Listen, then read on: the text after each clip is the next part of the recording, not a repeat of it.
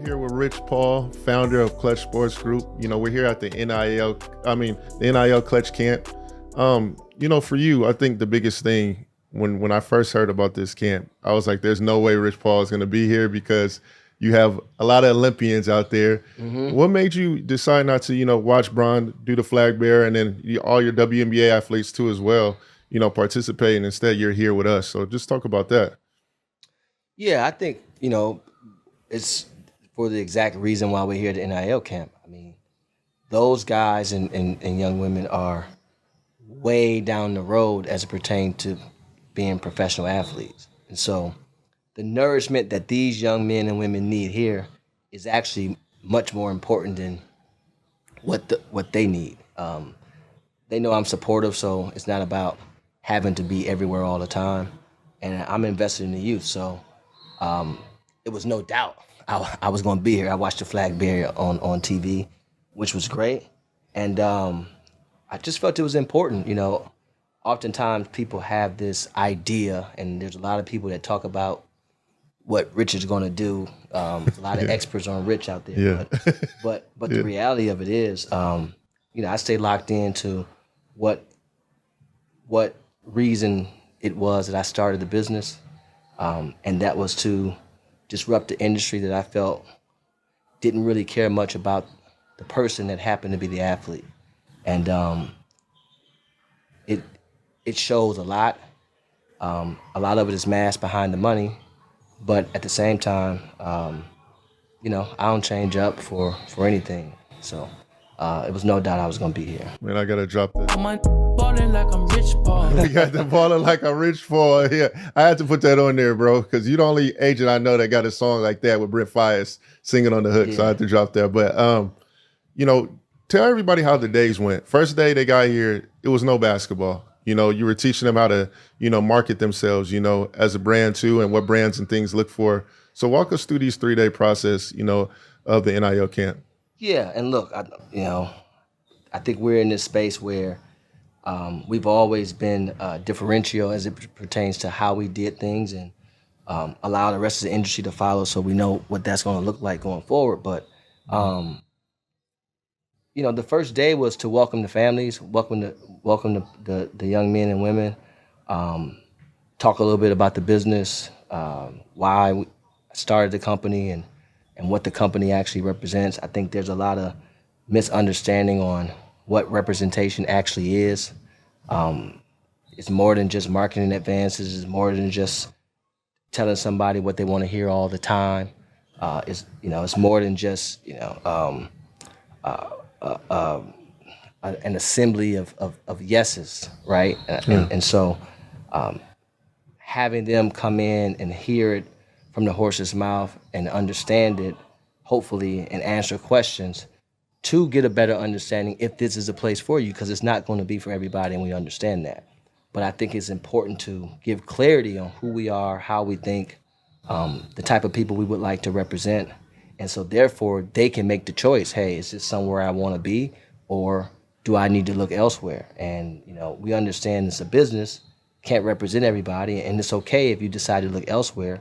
But for those that decide to stay committed and continue to lean in, and as we continue to build that bond amongst representative and client, and then ultimately that personal bond as well between just amongst people, then you start to have a better understanding of why it's important to do those things that lead with integrity, that you lead with accountability, a responsibility, and things of that nature. And so you start to understand why the relationship works, and why you're able to represent those that you are, and why you're not able to represent those that you don't. Yeah. And then you talked about, being disruptive. You've always been disruptive. I remember when you first did the pro day, everybody was like, man, they doing it on ESPN. Yeah. That's doing a lot, Yeah. And then we come to here in Klutch this situation. Academy, yeah, like, day. Yep. Yeah. And then now we're here at NIL, and you've identified talent, and it's not everybody that's signed to Klutch is here. And you're not afraid to show everybody that's here. Just speak to that. I mean, showcasing all the guys that you guys are potentially recruiting too as well, and not hiding from it as well too. Yeah, no, I think anytime you can offer opportunity for young men and women and you have the capabilities and resources to do so, you give it. You know, Yeah. give it. Like that's like I've always been somebody that wanted to give the game away. You know, the neighborhood I come from, you know, the game was given, but you paid for it. Yeah, that's true. You know, if that Yeah, that's makes a fact. sense. Yeah, that's you a know, you fact. Yeah. paid for it in different ways. And so, as I sit in the seat I sit in today, there's been a lot of people, and there's a lot of guys in the league that I talk to that I don't represent, and I give the game in some aspects as well. Now, some things you want to keep because that's your practice, but for the most part, this was just about, again, this is a learning weekend. This is all about learning. There's no real sexiness here. We're not selling necessarily anything per se, but what we are doing, we're giving away substance, Yeah. right? Because I think it's important for these kids to understand that fine line between a very talented player and pro. And there's a very fine line. It's probably, you know, hair thin, but it's there. And you get to understand why I was an All-American. You're right. You was an All-American. We get that, Yeah. but not here. Yeah. You know, and so how do you gain perspective? How do you gain clarity? How do you understand how to start within your role? How do you build a foundation on what that one thing is you actually do great? I told all these guys, like, you know, if you do everything good, probably ain't gonna make it. You know, you need to find what you do great Yeah. and build off that one thing that you do great. Either you're a great shooter, you're a great rebounder, you're a great defender, you're a great slasher, you know, you're a high IQ player. Like, it's one thing you're gonna be able to build the rest of your house on. And if you can do that and identify that and embrace that and where the shoe that actually fits versus trying to force your foot into a shoe that don't fit, then I think you'll be all right. It's a lot of talented guys, but it don't always equate to opportunity, and that don't always equate to compensation. And so we got to get to the youth a lot earlier. Again, I think these kids play too much basketball, and not only do they play too much basketball, they play too much meaningless basketball, right? Yeah. I get it. I get your bag. I understand it, right? But I need you to have on a fanny pack as it pertains to, you know, what I'm asking you to do to be able to be evaluated as a pro. Yeah. No, I got to drop the bomb on that. You dropping some real knowledge early on, to be honest with you. And, you know, like you said, recruiting a lot earlier. A lot of times, I'm even noticing myself, a lot of times parents come up and they're like, you know what, I want my son to focus on hoop. Say they're signed to an agency. Then next thing you know, you're getting a question why, well, Klutch didn't bring me enough brands, you know, and I'm like, bro, like, you just want to focus on hoop, or are you trying to do both business and hoop? So can you speak on that in terms of being able to focus on hoop and having a brand? Because I think Juju's the best person you could look at. She focuses on hoop and is able, still has a big brand, and still able to market herself. Yeah, and yeah, I mean, look, everybody always wants more and more and more and more and more. But again, no one asks about the education first, right? There are no brands, aren't people, in my opinion, right? There's an IP that aligns with a brand. So Juju's IP aligns with several brands, and you create a partnership amongst her IP and this brand, right? Yeah. Because you're forever evolving. Toyota is a brand. Toyota sells cars. That's all they sell. Coca-Cola is also a brand. They sell soft drinks. That's it. Not toothpaste. They could, they wanted to, but they don't, right? They've invested in hydration in that case. Well, as a ball player and an individual, what you were and what you look like 5 years ago and what you're going to look like and what you are 5 years from now could be totally different. There's an evolution there. And when you talk about just that education, and it's our fault as an industry because, you know, most people would do anything to represent anybody. They'll say anything. They'll do anything. They'll guarantee it. They'll do all the things and say all the things that you want to hear, and then they'll mask it. There's a lot of kids, thinking like, I got a car deal. No, you don't. That person went and leased a car and dropped it off to you, and they're paying a note on that. That's not a car deal. But this is what's happening in our industry, especially in football, as well as basketball. There's a lot of things. And again, you want deals, you want partnerships, you want endorsements, or you want money, right? Now, there's money that comes within all of that. But when people say, I want more, they basically say, I want more money. Exactly. Because there's certain categories that you're just going to fill up. And if you're the type of players that we actually represent, it actually goes the other way. The better they do, the less they want to do. Why? Because their time becomes more and more valuable. So if I've made $400 or $500 million in my career, I'm not getting off my couch for $50,000. You want me to give you 4 hours of my day? I got 2 little kids, my wife. I can't do that. You get what I'm saying? Yeah, I get it. Yeah. I just, again, we're not selling sexiness. And so a lot of times going into the draft and things like that, this conversation isn't hitting home for the quote unquote top picks. And that's okay. I mean, I'm okay with that. But at the end of the day, I just think there's a tremendous lack of education, and then there's another lack of just people being realistic with themselves. Yeah. Right? You have to be realistic. If your son's, barely hanging on in the league, you can't talk to me about no marketing contracts. Like that those two things just don't make sense. Yeah. And I'm not afraid to say that. No, you're not. That's why I asked you, because you're not afraid to. No. And you give the real answer and not just the TV answer. Always. No, always. Yep. Always. And then kind of going into, Klutch Athletics, you have a player, Caleb Wilson. Two guys here, and Isaiah. Oh, and Isaiah too. I looked down at both of their feet. They had the New Balances on. I was like, and I went up to him. I was like, okay, so we rocking that the whole camp. And he was like, yeah, dang right, we are. So So speak to that, like with, you starting Klutch Athletics and, what that is. And do you see a route where a guy like Caleb Wilson could potentially wear a shoe that he collabed with New Balance on to an EYBL event? Because a lot of times these kids aren't allowed to wear the shoes that are actually theirs to an event. So right, yeah. Well, is that going to be able to happen?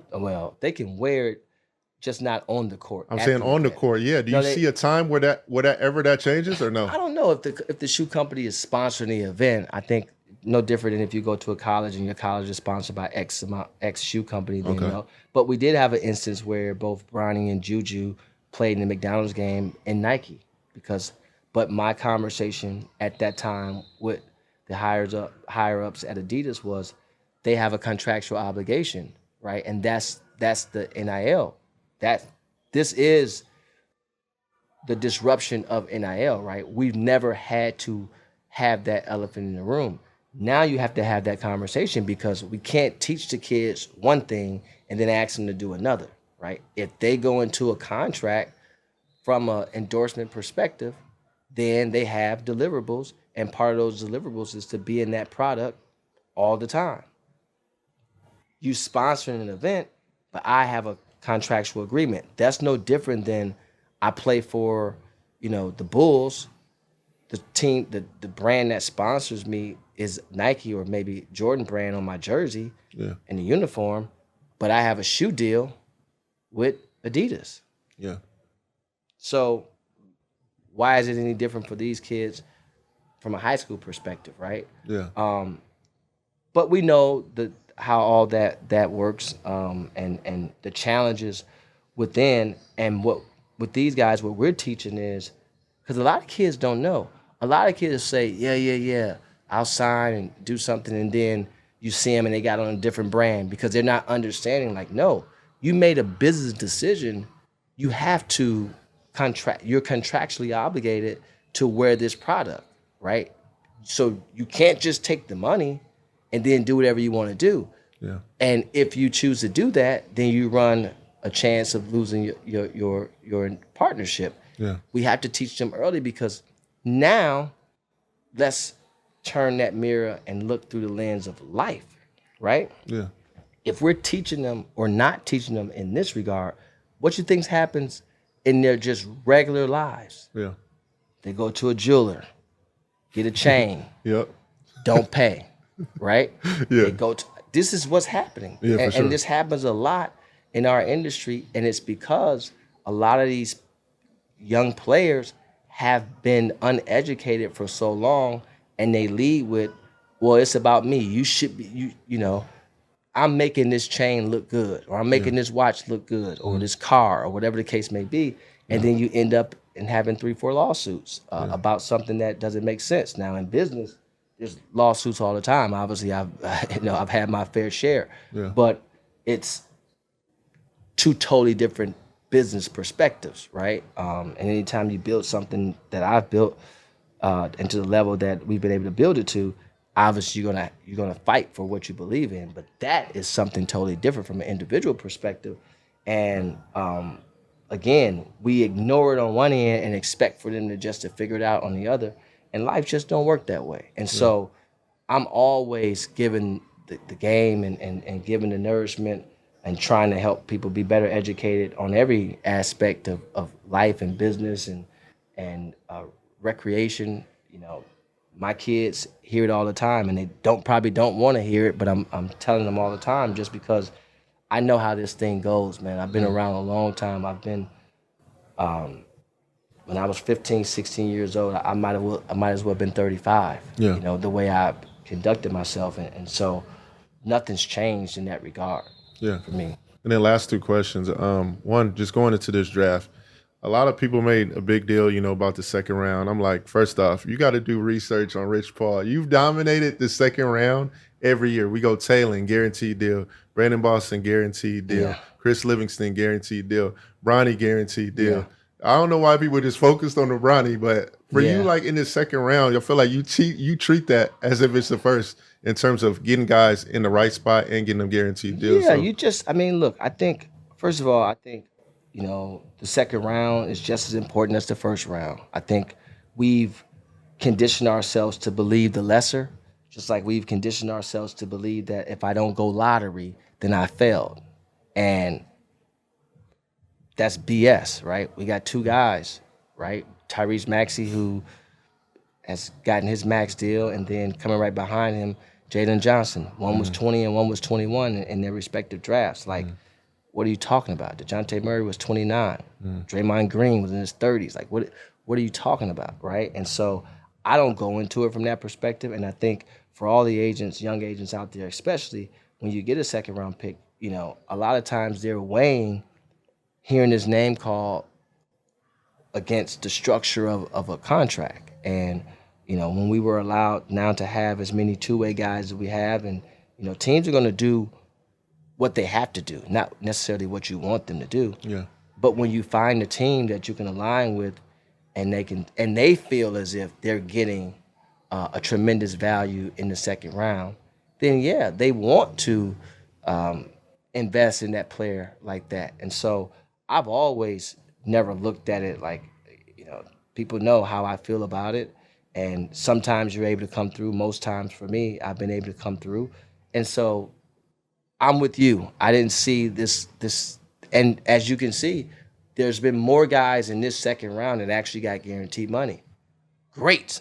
That's right? what I'm saying. Yeah. But that's great, because if the later picks was able to get it, then how you going to give me something different at 38?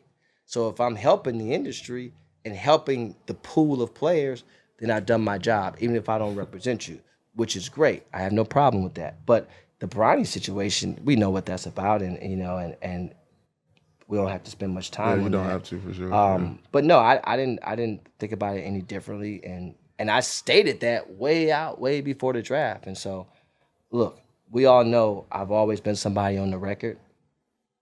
I've been the reason why you see agents now going on the record announcing their players in free agency. It was against the culture at one point. You did. I got to give you credit for it. I mean, no matter any way nobody we spell sent it. me a thank you card. They could at least. I need to get the pool of agents. Y'all could at least send me a thank you card or something. Like send me an edible arrangement. But no, I just think, you know, the anonymous stuff.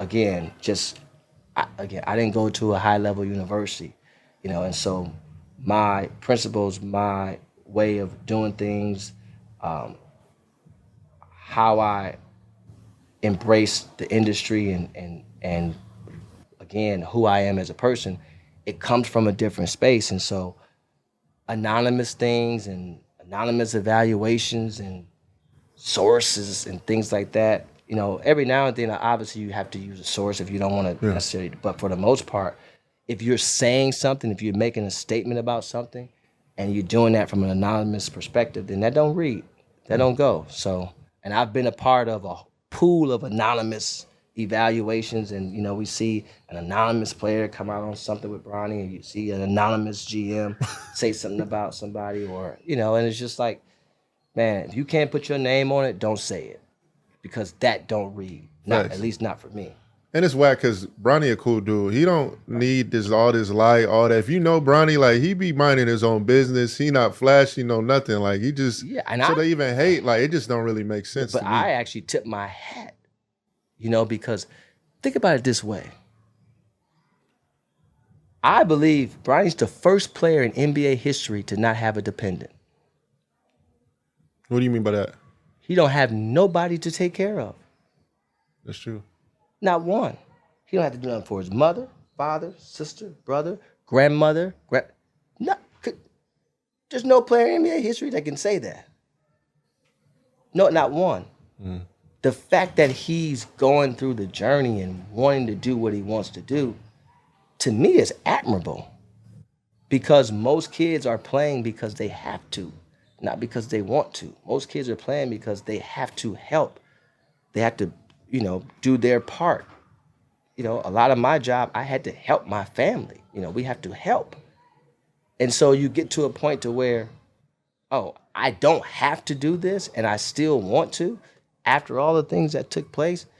The ignorance of some people just shines through a lot of times. And don't get me wrong, as it pertains to the critique from a basketball perspective, that's part of our business. That's part of the game to critique, the basketball play. If he's 0 for 10, that deserves some critique, right?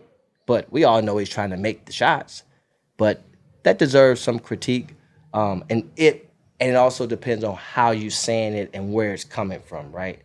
Versus wishing it, like you're happy that someone, if every shooters have bad games. You get what I'm saying? Yeah, it's the way it comes. But it's the way it comes off for a lot of people, and so you can feel that negative energy, which is, again, a lot of it is because how you feel about his father. But you can't critique that. So now brother, I've been in that situation before, growing up. Yeah. Right? And so I totally understand it. But like you said, blinders on, man. Keep rocking, keep grinding. The party ain't gonna be like the picnic. We know that. Yeah. And so, but that's part of our lives. It's part of his life. And like I told his mom when he was struggling the couple games in Vegas, and in Vanna talked, and I just told her, I was like, this is all going to be helpful for him. Yeah. Right. This is what builds character. Right. And what we went through in our early lives as young people, he don't have to go through, and my kids don't have to go through that either. So they have to find their adversity and their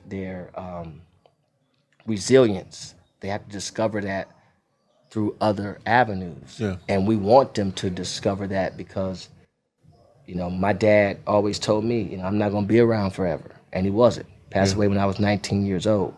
But that education that he gave me from the time I was born to the time he passed away at 19, I had a life's worth of just a treasure chest of jewels as it pertains to life. And I can't thank him enough for that. Yeah. And so, that's part of it. But I feel you in terms of the malice and the energy that they give off as it pertains to their critique and what's on the end of those words as people get on these TV shows and on these social media platforms and wish and hope for a kid to do bad, which it's unbelievable that in 2024 we still sit in that space. And, we have a long way to go. Our youth have a long way to go. You see what's happening in our communities. And, these kids just not caring about life and not even wanting to be anything no more. It's just a troubling thing, man. And so that's why everything I do with the intent of trying to push the culture forward and really provide and build things so that way I can provide opportunities for those that may not have the quote unquote credentials to be warranted an opportunity. Yeah. And then last question, for the young agent out there, especially now we got 2 green room invites now. We got 2 rounds. I hate the green room, man. Yeah, right? And then say that player doesn't go in the first round. Then you got the full day where you got to think about, I didn't go in the first. And then also you have, an agent where you're trying to tell a parent, like, fit matters, not about just getting drafted in a spot for any team. What can you say to them in terms of dealing with stuff like that? Well, first of all, I think we should go away from the green room. It's a conversation I plan to have at the high levels because I think the NBA should be all about achieving a dream. I dream to get there. But you don't think green room is a part of that? Like when we growing up, you see the people sitting there with the shiny suit on. But here's what I'm saying. Okay. That's the problem. They're showing us the people that sit there in the green room, but they're not showing us the people that was in that green room that didn't get to a second deal. And the green room, we gotta weigh what the green room actually means and what the green room and what you take away from being in the green room. If you're in the green room and that invitation allows you to feel as if I don't have to do as much anymore, then I don't want the green room. You feel what I'm saying? I got you. You get what I'm saying? Yeah, I got you on that. And again, my thing is we see kids every year in the green room sitting there. We had 2 kids this year who was in the green room that had to come back on the second day. Kids are good ball players, really good ball players. Yeah. But here we are, is looked at as a negative because they were still sitting in the green room versus putting the attention on, I'm about to become one of 60 players to have my name called and given an opportunity to play in what I believe is the best league in the world. Thanks. That should be the shining light, the shining moment, not a green room invite, Yeah. Now, if you want to invite, the 30 players or whatever the case may be, or 25 players, some guys choose to stay home, whatever the case may be, that's fine.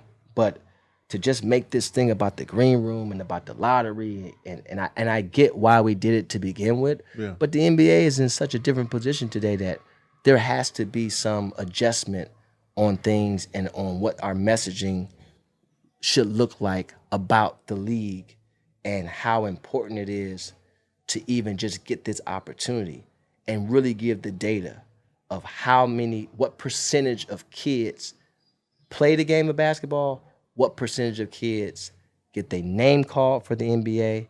Like, if you gave the percentages of those 2 different things, then you would have a better understanding of how incredible it is for you to just get your name called and an opportunity. There should be no letdown whether you won or 60. There really shouldn't be. But the fact that there is, think about that. 60 players, just 60, get an opportunity to play in the NBA a year. 60, not 600, not 6,000, not 6 million. 60. And so I disagree with that, right? I really disagree with that. And I do believe that the league will reevaluate at some point and change it, because if you look at the NFL, it's not about the top 10 picks. It's about what? It's about the NFL. Yeah. It's about dream coming true, being able to play. Because, Tom Brady was in the 6th round. Mm-hmm. Amon St. Brown was in what, the 4th round? Yeah. You get what I'm saying? Antonio Brown was like, that to me, again, is an adjustment that is there for us to make, and we can make it. But to your other point, what was the second part of the question? To the young ages when they're dealing with that and being in fit. Because a lot of times people are not worried about fit, they worried about that number. And you see a lot of kids try and go to the draft because they worried about getting their name called instead of fitting and being and staying in the league. You know why though? Because most agents believe that if I had the top pick this year, then I can go to the top pick next year and say, look, I had the top pick this year, so you should come with me. But that don't work. We know that don't work. Yeah. So I'm against that. I'm against that 1,000%. It's like, hey, you have to be able to be very brutally honest and manage expectations with your client and not be afraid of it, because it's all gonna come back on you anyway. If you say to somebody, you're gonna be a top 10 pick and they go 35, and we know that's happened. You feel what I'm saying? Yeah, like, for sure. Definitely. Right. And I, by the way, I lost out on a client this way. Right? I couldn't do it. Peyton Watson, loved the family, loved the kid. But I couldn't guarantee him that he was gonna go in the first round. As bad as I would have loved to and knew that he was a first round talent, right? I just didn't want to put myself in a position to where I told his mom and dad this in case it didn't happen. Just in case it didn't happen. You get what I'm saying? Yeah, but you need to tell people that, because I know Peyton's family, they still rock with you. Y'all still cool to this day. Yeah, of course. Instead of telling them a lie. Yeah, I just couldn't do it. I can't sit in the face of a family, mom and dad, just mom, just dad, grandmother, whatever it may be, and lie to them. I just cannot do that. And so, I just couldn't do it, man. I couldn't do it. And I've had different scenarios like that. And I know what other people may be willing to do, but that's not me. And sometimes that's how the cookie crumbles, I appreciate you, man. You've always shown me love from the start. You give a lot I of appreciate people you coming out, man. Yeah, always. So yeah. I love Swish cultures. As you know, you and your sister, as you know, I've always supported you guys. You guys do a great job. You even ask all the right questions, no matter what what platform you're on or what press conference you're in, whether it's a regular season game, finals, or Olympics, whatever the case may be. Which is really good to have people in the media space around the game that aren't necessarily trying to do one thing or the next, but just really educated on the game and really dive into the perspective of the game that I think we enjoy hearing the question and also hearing the answer to. So when you said you would do this for us, it's great. I'm pretty sure others will ask you to do it. You should. That's just part of it. You got to build your business. And, you're always welcome with us anytime. My dog, appreciate you, bro. Appreciate that. Thank you.